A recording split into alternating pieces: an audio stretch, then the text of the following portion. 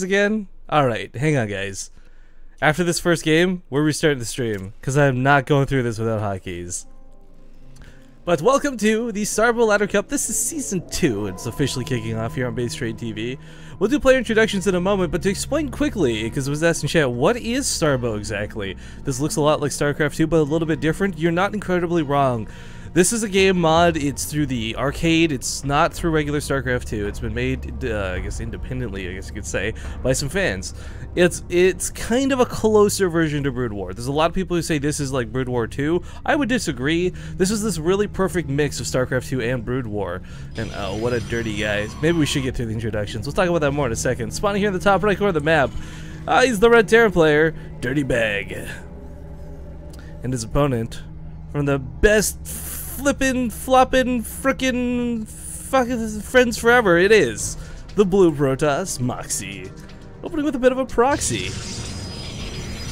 Now this is somewhat unheard of in regular StarCraft 2. You don't really see proxies versus Terrans all that often, but Starbow, again, different can of worms, a different flavor altogether. Now, you're gonna see pretty much standard gameplay. I mean, it's the same sort of compositions, the same generic units counter the same generic sort of units, but there's some slight difference in deviations. One of the big ones is the way armor types work. You know, it says light down here, but there's no banelings with bonus versus light damage. There's no marines with bonus versus zealots or anything quite like that. So it's for the most part the standard StarCraft 2 you're used to seeing. But again, with Starbow, it's a little bit different. What's really cool about it too, by the way, it's free to play. You don't even have to own StarCraft 2 to play this. As once again, I state, it's a mod independent, not StarCraft 2 itself. You can play this through the StarCraft 2 arcade. Now, Dirtybag actually walled in the probe out of Moxie. I like this a lot because this limits how many extra pylons will come down, but as we can see here, he's going to stumble upon the proxy gateway. Not a lot of fun to deal with, but he should be okay. I mean, there's really... Zealots should not break through this wall. There's no reason for that to happen. As long as he repairs and keeps building the supply depot, he should be perfectly fine. Now, out of the barracks, of course, he's going to have to rush out a marine or two. But, guys... Oh, I forgot what I was reading over the patch notes. That was another big thing. They took away reactors from Terran. Again, we left off at the end of Season 1, and there's been quite a few changes since then. Oh, God, this depot's actually going to die. He never built that depot. This is a lot of problems now for Dirtybag. He's got to pull some SCVs to deal with this. Moxie's Zealot should not have gotten into the base. Now, what we see here is, it looked like a supply depot dropping on top of the barracks, but again, if you're newer to Starbow, it's an ability called Overcharge that comes from the Orbital Command Center. It's essentially a chrono boost for Terran players. Okay, he cleans this up. Again, I don't have hotkeys on, so I can't first blood, guys. I'm sorry about that. But one of the key things was behind this, he scouts his opponent's base. Now, granted, the SV popped off, poof, dead, but he sees the Cyber Core. He didn't know about the Twilight Council. There could possibly be DTs as the follow-up to this, but right now he's working on getting Dragoons out. Whoa, what's that? That's not a Stalker. It's worth noting, Stalkers are in Starbow, but Dragoons are your tier battle units, I guess you could call them. But crunching out those Marines ASAP, I mean, high ground advantage in Starbow is really a huge deal for the defense. Well, I guess for the attacker too, to some degree. But for those who don't know how it works, ranged units have a 50% chance to miss when shooting uphill. So, the Marines versus the Dragoon, technically the Dragoon could do 0 damage, or it could do a lot of damage. Either way, these Marines are not going to be enough. Sorry about that, as stated before. A little bit sick, so I'm going to be coughing from time to time, but... the SV pull should be just enough to keep that Zealot back, and the Dragoon will fall shortly after. Still though, no bunker at the ramp, no supply depot fully walling this off. This is not fun times. Now, Dragoons have an upgrade that makes them have a lot more range than the Marines, but without it, as we can see, it doesn't really tango too well. Second Dragoon gets to that ramp, and the siege tank's being printed out. It's worth noting as well, guys, in Starbow, this is not like Heart of the Swarm. Siege tanks are going to have to research siege mode if they want to rock and roll. But unsieged siege tanks do quite a bit of damage. In fact, siege tanks in general do double damage, but have twice the cooldown of their StarCraft 2 Heart of the Swarm counterparts. So, unsieged, hitting for 30 a shot, not too bad, not too shabby. But there's the Templar Archives as anticipated behind this. So, whether this is for High Templar, whether it's for Dark Templar, we'll have to wait a moment and see. Of course, one of the big things in Starbow, guys, for Protoss, you generically don't get warp tech until much later in the game, if at all. So you're not going to see DTs warped in at this pylon location anytime soon. But you also don't need the Dark Shrine either. You can just rock and roll with the Templar Archives. But Dirtybag will clean this up. Yeah, there's still a Dragoon floating around. It's a bit annoying, but that's about it. Spider Mines, almost finished researching here, so you can't really afford to lose this Vulture too soon. Spider Mines are a very important part of the matchup for Terran players. It gives a lot of scouting information. It's almost like having your own little creep tumors, I guess you could kind of refer to it, but Dirtybag's still on one base. Now, in StarCraft 2, if you're still stuck on one base at this point, you're kind of all in. You're forced to attack, and you can't really recover out of this. But in Starbow, you actually get significantly more income through these mineral patches with less workers than you would, say, in StarCraft 2. So you can actually function off of one base. This isn't at all behind. For Starbow, this is kind of normal, actually. Obviously, the sooner you get an expansion down, the better, but... Anyways, push it across the map now. He does not have siege mode. Again, not something as necessary, but he does have Spider Mines. Now, he's not putting any down, loses a Vulture, which also means he lost 2 potential Spider Mines. Kind of sucks, but pushing into this Dirtybag.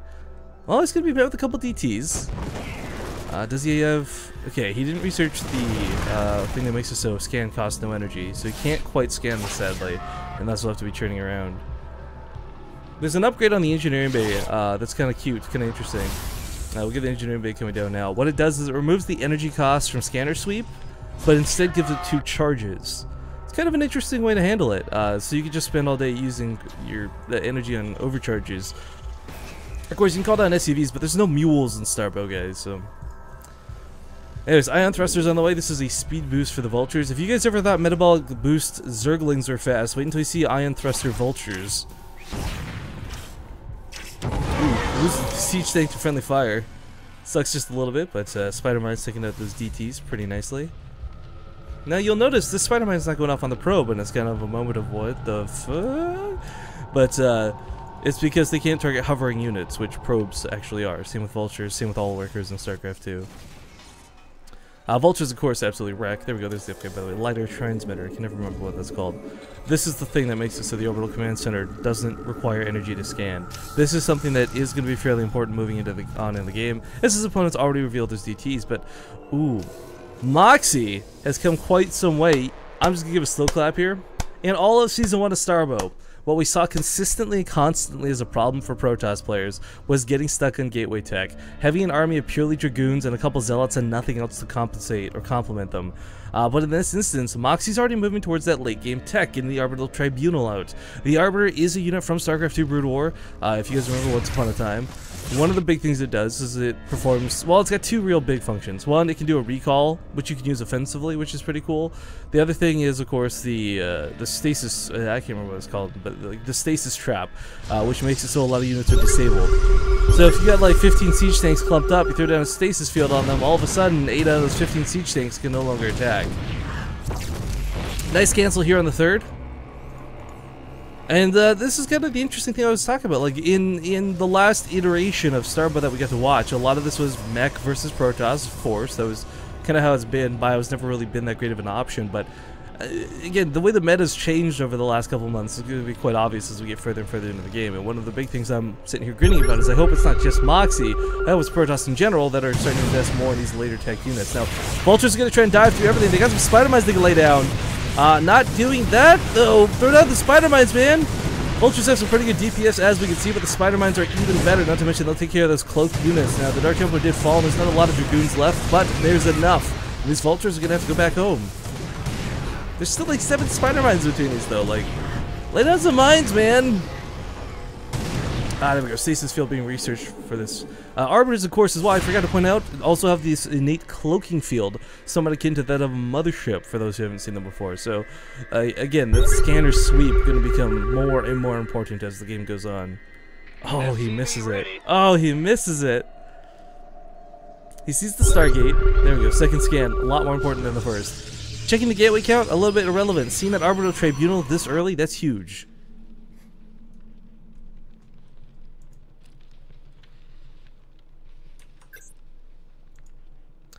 Well, 3rd base on the way for Dirtybag. He's managed to shut his opponent down to 2, but as stated before, this is not a game that requires expansions as heavily as StarCraft does, or regular StarCraft, I should say. You can function off 2 bases for quite some time. Dropship coming down here with 3 Vultures. This will be enough to one-shot the probes as they run around the base. They're doing a couple Spider Mines. This will be some really nice harass.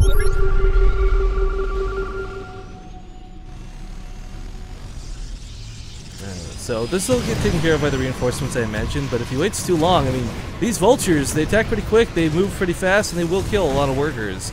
Not to mention if he throws down spider mines, it can help zone out the dragoons from simply walking forward, but spider mine's a little bit late to the party. Tries to get on top of them. Here was one thing about spider mines is they do take some time to arm, and as you guys can see, the dragoons can shoot them down, so a little unfortunate in that regard. Scans the entrance though, sees nothing there. Dirtybag makes his move into the natural mineral line this time with 5 vultures. Like I said, if you thought metabolic boostlings were fast, look at these iron thruster vultures, guys. No, actually, he has to scan because the arbiter is actually giving the cloaking field to the probes. It's kind of a funny move to watch happen, but that's kind of it for the harass for the time being. Getting a recall up behind this. Now, of course, there's still, you can go for the science vessel and get some EMPs. There's a lot of ways to deal with the arbiters that, I wouldn't say exactly shuts them down outright, but can help negate their effectiveness. But this sort of brute force attack here with these vultures is not going to work. Again, sorry about the cough, guys. Turns around.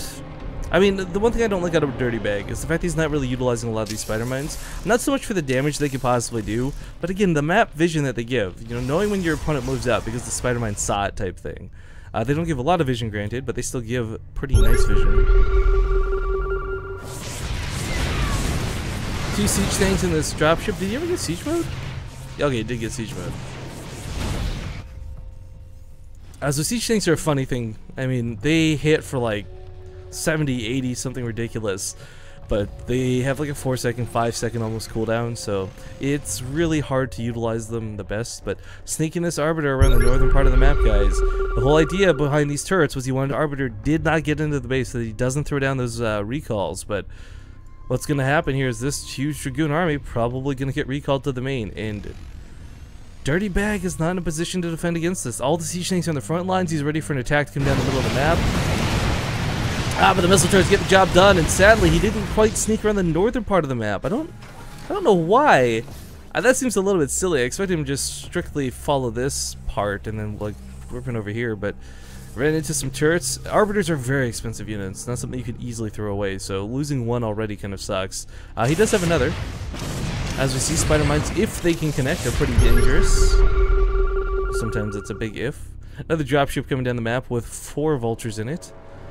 I'm loving this, guys. This turret ring looks ridiculous, it looks silly, and it seems needless, but it's absolutely necessary because, as we see, once again, the arbiter coming down here, looking to go for that recall. If it floats on top of the turrets, it's dead. Okay, he sees it this time. Okay, Dirtybag knows what's up. Perfect spot for a recall. Big boom recall, but there's some spider mines waiting for him along with some siege tanks, so the army half dead by the time it warped in here. However, plenty of units do get out. Another arbiter's here as well. No stasis field going down, not quite enough energy for it. Almost. There we go, it's got 100, but sadly, he's lost a good portion of his army at this point. Yeah, he's just going to focus this down. A couple more siege tanks are going to die. Forced to burn scans just to see what few units there are. Of course, cloaking field, a bit of a nuisance. So let's go into town on the turrets. And I kind of wish they would be with the army. I don't know. Killing the turrets is kind of a nice thing, I guess, but not the biggest deal in the world. There is not really any anti-air here, though. It's a bit of a frustration for your Moxie. It's only got 2 arbiters. They don't have the best DPS in the world, but there's nothing to really stop them is the problem. Did he ever get Zealot charge? Okay, he did get leg enhancements. So leg enhancements are kind of a big deal. They're more like a speed boost rather than a direct charge. Another warping of units goes in underneath this, though. Moxie gets round number 2. The arbiter falls, but there's so many zealots suddenly here to deal with. There's no spider mines. There's nothing like Hellrats or Hellions, guys. It's just siege tanks and vultures. Now, there's going to be some Goliaths coming out at some point, I imagine. He went for the upgrade, but still, holding this off has been a big problem thus far, and it's not getting any easier anytime soon. The orbital command star is not fallen yet. He can still lift this to save it, but calls down a couple SCVs. Again, there's no mules in Starbow, but what this does is it gives you a couple of SCVs. Not for free, it still costs you minerals, but either way, this has been an absolute problem for him to deal with. Still not getting anywhere anytime soon. He did throw down an EMP on top of this, so we're not going to see any more recalls coming down at the very least. This gives Dirtybag time to potentially start stabilizing. Of course, with no Goliaths, still has no way to deal with this. End of the day, a couple workers went down, nothing too major, nothing too crazy. Moxie did lose a whole army though, so Kinda sucks for him. Sorry. Again, guys, I'm really super sorry. Trying to do this while sick sucks. I was not anticipating not having a co-caster, but last night and today something happened with some groups, just not able to cast. She'll be back tomorrow though for the Copa America finals, which is pretty cool, pretty rad. And Zephyus will be joining me a little bit later on the cast. Now this time, sticking a little bit more towards the northern part of the map. Moxie not going to be able to sneak in though. Dirtybag learning from his mistake. Quite a nice turret ring has been thrown down.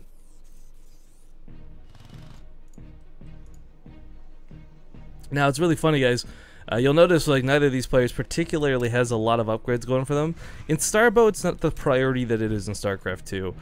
Because everything's kind of at a slightly slower pace, Starbow requires a lot more actual physical units than it does upgrades for those units. So you'll eventually see 2-2, you'll eventually see 3-3 and whatnot. But yeah, Dirtybag and Moxie both have a very small upgrade count at the moment. Dr. Awesome just threw $10 into the tip jar. Thank you very much for that, sir. Hey, Riff, have a good morning, buddy. I absolutely will, man. Thank you very much. Anyways, tank count kind of out of control here. The science vessels are really nice, too. They got nerve jammers. Irradiate's not really that big of a deal versus Protoss. It really only affects Zealots, if anything. A lot of these are mechanical units, but with the Goliaths coming in, they're going to be a little bit of an extra buffer. They'll be able to shoot up as well. But, man, the one thing that hasn't changed in StarCraft, guys, you don't want to move into sieged tanks, especially as a Protoss player. All these Dragoons will get absolutely wrecked. Now, Face Shield's kind of a cool thing. I don't know if they fixed this. I guess maybe they did since they're going for it. One of the things that this ability, the way it's supposed to work, guys, is basically you can't auto-target their things, you have to actually target them down. Yeah. It didn't work before, so no one ever used it. That's kind of cool. If he's researching it, chances are they fixed it since Season 1. There's Stasis Field. I was waiting for this to come into effect. It looks really cool. It doesn't have the biggest AoE, but what this means, guys, is these siege tanks... Oh, I didn't know you could siege with Stasis Field. That's kind of cool. They can't attack for this duration, for like a good 30-40 seconds. There's just nothing these units can do. Observers have been picked off all over the place. Recall goes down here towards the south. A couple of units going to walk into their death. Plop, plop, plop, plop. Actually, the Widowmine's working against them. Spider-Mine's rather, sorry. But the Zealot's taken out right away. That's alright. There's only 2 siege tanks here to defend. SCVs pulled into the action. Moxie got a target fire down that siege tank, man. The SCVs really don't matter. Oh, God. The slaughter is real. He'll hold off the reinforcements, but this one siege tank. Oh my god, this one siege tank is the hero. It's got the longest cooldown in the world, but it's going to kill so many Dragoons because it didn't get focus fired down. Now being shot here at the last 11th hour, so to speak. A couple more EMPs might be necessary, a nerve jammer or two if possible, but of course I think Dirtybag has already had to give up his base. He's floating in the center away, the SCVs are pulled. There's not going to be pushing past this, but losing this base, losing control, that really sucks. His opponent's on 4 bases. Moxie's had no problem obtaining map control while this is going on.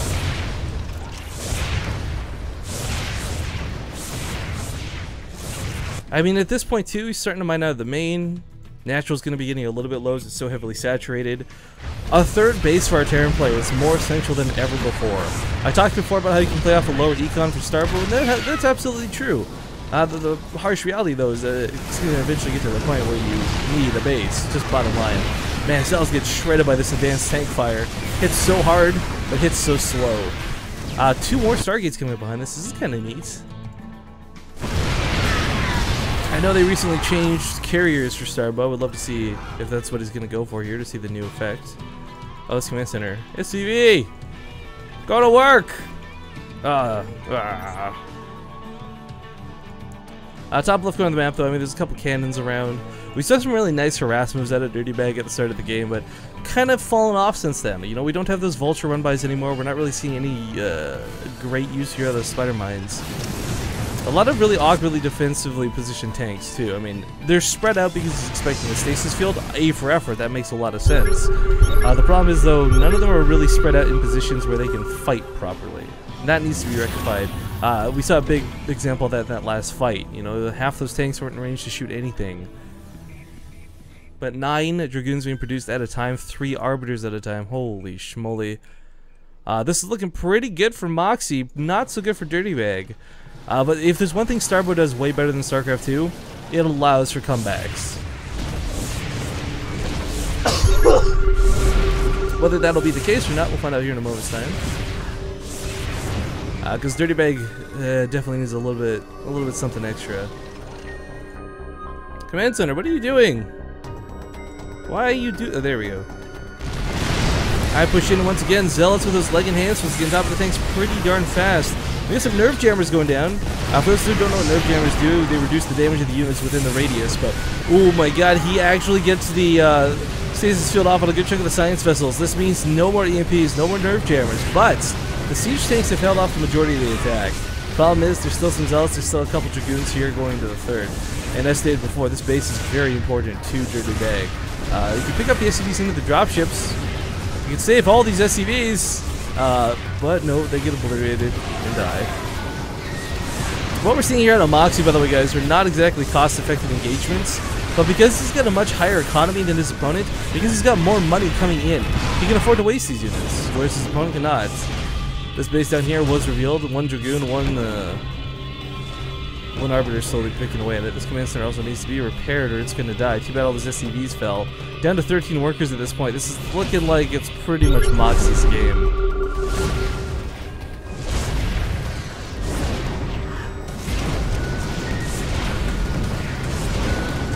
Man, there's so many shots to kill those.